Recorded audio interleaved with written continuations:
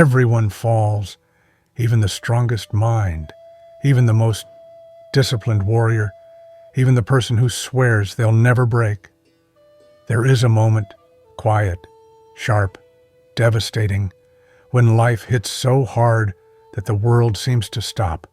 The samurai had a word for this moment. Kuzure, the collapse, not of the body, but of the spirit. And today, you're going to learn exactly how the samurai rebuilt themselves from the moments that should have destroyed them. Because while most people break and stay broken, the samurai learned how to rise. This is the story of a man named Kai.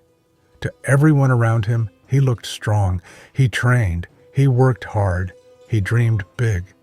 But life has a way of testing those dreams. Kai lost something he didn't know he could lose. His direction. A failed project, a relationship ending, friends drifting, the quiet collapse of things he thought were certain. One day, he said words he had never spoken before. I don't know who I am anymore. He wasn't weak, he wasn't lazy, he wasn't broken beyond repair, he was lost. And the samurai had a path for men like him, men who had fallen, a path called the rising mind. To the samurai, failure wasn't a shameful ending, it was a beginning. In their teachings, they wrote, fall 7 times, rise 8. Nana korobi ya oki. This wasn't a motivational quote. It was a discipline, a method for rebuilding the warrior within. The samurai believed that failure reveals 2 things: where you were unprepared, where you must now grow. They didn't hide from failure. They studied it like a blade. They sharpened themselves where life had shown them they were dull. Kai realized this. He wasn't being punished. He was being instructed. When the samurai failed, the first rule was simple: stop the spiral. Failure doesn't destroy you. The meaning you attach to it does. So the samurai practiced ma, the art of creating space. When something collapsed, they didn't rush, panic, or drown in emotion. They breathed, they stepped back, they created space before action. So Kai did the same. He sat in silence, not to run from the pain, but to face it without being consumed. Because the mind cannot rebuild when it is on fire. It must first become still. The samurai had a powerful ritual. They named their failure, not as judgment, but as diagnosis. A samurai would write, missed the strike due to hesitation, lost focus in the 3rd exchange, acted from fear, not clarity. They believed, what is unnamed controls you. What is named can be mastered. So Kai wrote down exactly what broke. I lost discipline. I ignored my limits. I cared about approval more than purpose. Painful truths, but liberating truths, because you cannot fix what you refuse to see. Once the break was named, the samurai began kaizen, continuous rebuilding, but not with grand gestures, with small, deliberate acts. To rebuild a warrior, they used 3 pillars. 1. Reset the body movement, resets the spirit. Even a slow walk was considered an act of rising. 2. Reset the mind through inkwash, reflection, meditation, and breath. 3. Reset the path, choosing one clear direction instead of fighting on all fronts. Kai rebuilt himself the same way. He started with 1 breath, 1 walk, 1 small task, completed with intention. No rushing, no punishment, no unrealistic expectations, just rebuilding, piece by piece. The samurai believed that a man rises not because life becomes easier, but because he becomes committed.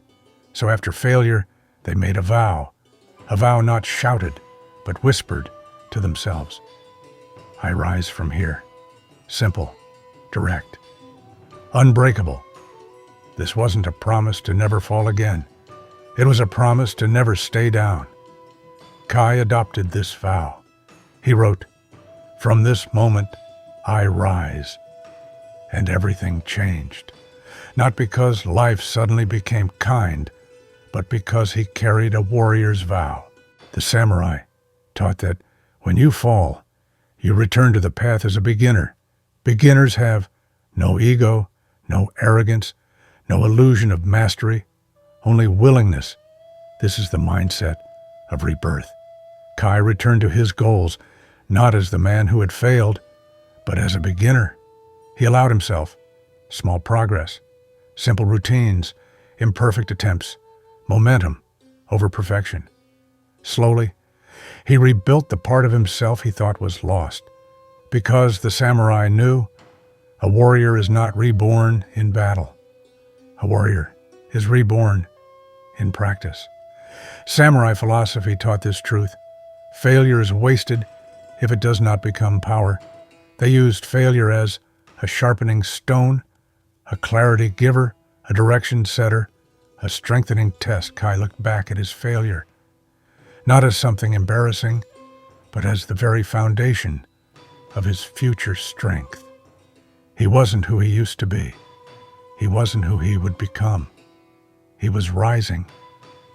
In samurai schools, the ultimate goal was not perfection, but the rising mind, a mind that answers every fall with, "I rise," a mind that treats failure as a forge, a mind that sees collapse as invitation, a mind that understands falling is not the opposite of rising. Falling is the requirement. Kai finally understood this. He didn't rebuild the life he lost. He built the life he was meant to live. So now the question is not, will you fall? You will. We all do. The real question is, what will you do after? Will you collapse and stay broken? Or will you rise as the samurai did, with clarity, with intention, with a vow that cannot be shaken? Because the samurai knew one truth that every modern warrior must remember: you do not rise because you feel ready. You rise because the warrior in you refuses to stay down. If this message speaks to you, then your rising has already begun.